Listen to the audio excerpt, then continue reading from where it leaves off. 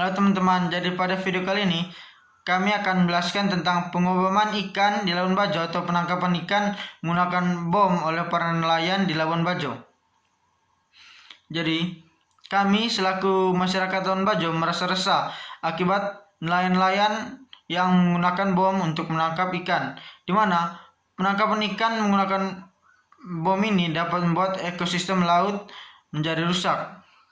Memang jumlah ikan yang dapat akan menjadi lebih banyak, tetapi hal itu akan membuat terumbu karang yang merupakan tempat tinggal dari ikan atau tempat hidup dari ikan itu menjadi rusak, sehingga menyebabkan ikan-ikan tidak punya lagi tempat untuk mereka tinggal, sehingga jumlah ikan di laut itu menjadi semakin berkurang. Selain jumlah ikan yang semakin berkurang, efek lain yang ditimbulkan adalah para wisatawan yang datang ke Labuan Bajo menjadi semakin sedikit. Hal itu karena terumbu karang atau pemandangan bawah laut di Labuan Bajo merupakan salah satu objek wisata yang sangat disenangi atau sangat diminati oleh para wisatawan. Dan dengan rusaknya objek wisata tersebut, yaitu terumbu karang tadi, maka otomatis para wisatawan juga menjadi enggan atau malas datang ke Labuan Bajo karena spot yang mereka suka itu menjadi hilang karena adanya pengoboman ikan tadi itu.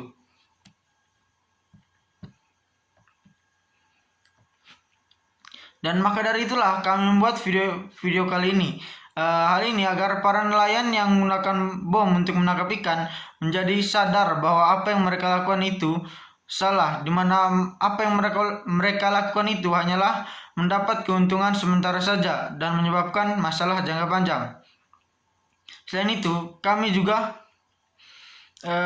ingin agar para pihak pemerintah menjadi lebih tegas dalam menghadapi nelayan yang menggunakan bom untuk menangkap ikan, dimana kami berharap pemerintah menindaklanjuti para nelayan yang menggunakan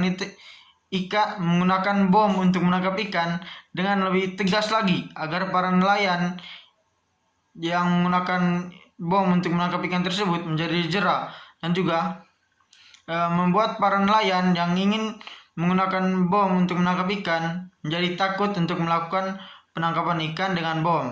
Seperti itu. Teman-teman, pada hari ini saya akan memberikan solusi untuk tindakan pengeboman ikan yang terjadi di Labuan Bajo, Manggarai Barat. Nah, setelah mengetahui hal ini, kita harus dengan sadar mengetahui bahwa dunia ini hanya milik Tuhan. Semua yang kita gunakan dan kita nikmati di dunia ini berasal dari keagungan Tuhan yang Tuhan titipkan kepada manusia. Nah, hal ini dikutip melalui TKWK yang kita pelajari, yaitu Our Universe Belongs to God, yang berarti segala sesuatu yang ada di dunia ini berasal dari Tuhan dan akan dikembalikan kepada Tuhan. Oleh sebab itu, kita mengetahui bahwa dunia yang Tuhan berikan kepada kita hanyalah titipan agar kita bisa menjaga dan mengelola bumi ini dengan baik.